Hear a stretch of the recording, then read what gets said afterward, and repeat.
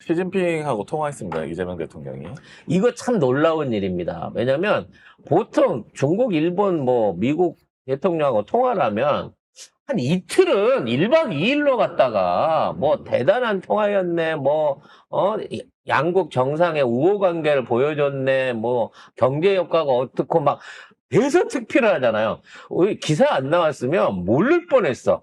그냥 어찌나 소리 소문 없이. 그러니까 점심시간에 잠깐 시간 내가지고 전화했습니다. 전화한 걸로밖에 그러니까 우리가 저기 시진핑 전화 정도는 뭐든지 말든지 그닥 그렇게 관심이 없을 정도의 국가가 된 거예요. 심지어 오후에 독일 총리는 전화 왔는지 나 오늘 원고 보고 알았어요.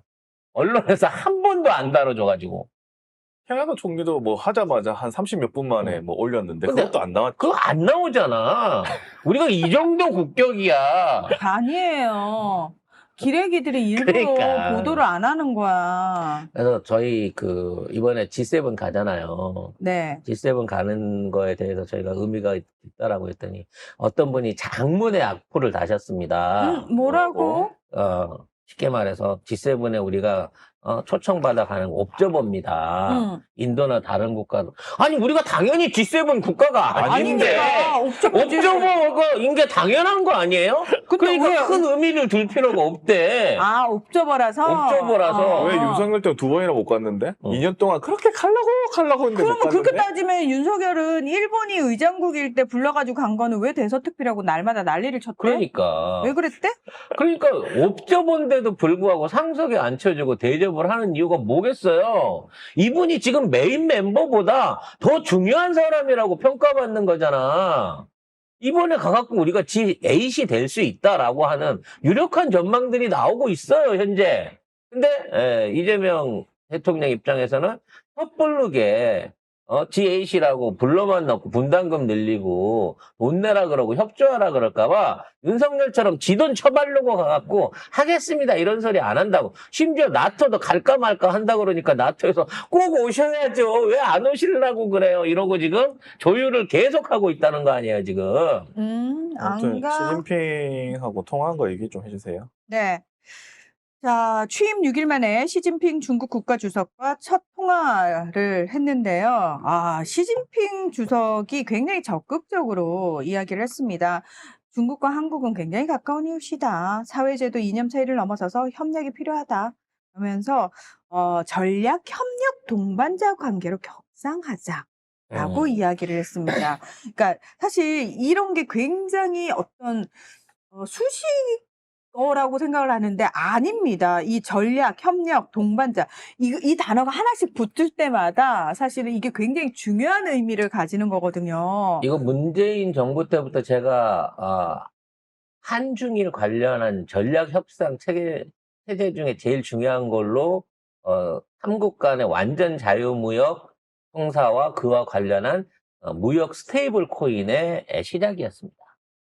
이게 무슨 얘기냐면 환율 차이도 있고 서로 관계하는 데 있어서 달러를 통해서 돈을 주고받아야 되니까 중국 돈 안 받으니까 우리가 한중일을 합치게 되면은 세계에서 가장 큰 미국을 뛰어넘을 수 있는 GDP와 소비 시장이 있는 아주 근접해 있는 가까운 나라인데 이 나라들의 서로의 어떤 그 경제적 장점이 융합이 안 된단 말이야. 그래서 이거를 할 수 있는 유일한 방안이 뭐냐면 미국의 구애를 받지 않는 3국만의 스테이블 코인을 만드는 방향이었거든요.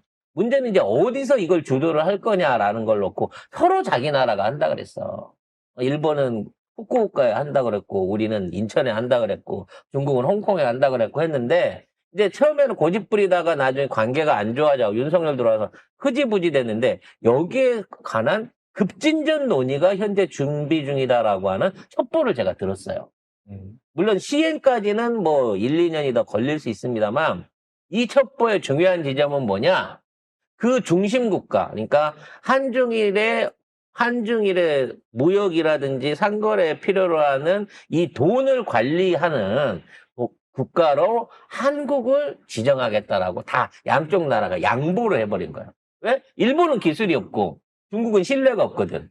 그러니까 이 두 가지를 동시에 갖추고 이 세 나라를 조율할 수 있는 방법. 더군다나 미국이 미국 트럼프가 개기는 게 언제까지 진행될지 모르는 상황에서 이 활로를 찾을 수 있는 방법은 그거밖에 없다라는 차원에서 지금 한국에다가 힘을 확 몰고 있다는 거예요. 이 기사에도 리박스쿨 댓글팀이 엄청나게 붙었네요. 그래서 저는 보는 족족 다 신고를 하고 예, 프로필 차단을 신고를 누르고 있습니다. 근데 여기서 뭘 깔 게 뭐가 있어? 잘하는데 왜 전화 까냐고. 통화해가지고 어. 좋은 거지 뭐야.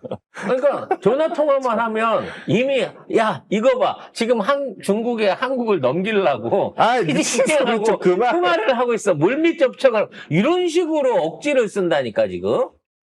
시진핑은요 지금 건강도 이상이 있다는 소리도 있지만 지금 그 내수 부진하고 전기차 연쇄 도산에다가 지금 미국하고의 무역 협상이 제대로 안 돼가지고 사실 IMF 때보다 더 힘든 상황이에요. 그래서 시진핑 주석 입장에서는 그 어느 때보다 이재명 대통령 당선을 간절히 원하고 있었고, 자, 트럼프하고는 20분이에요. 이시바 총리하고는 25분이에요. 시진핑 주석하고는 30분이에요.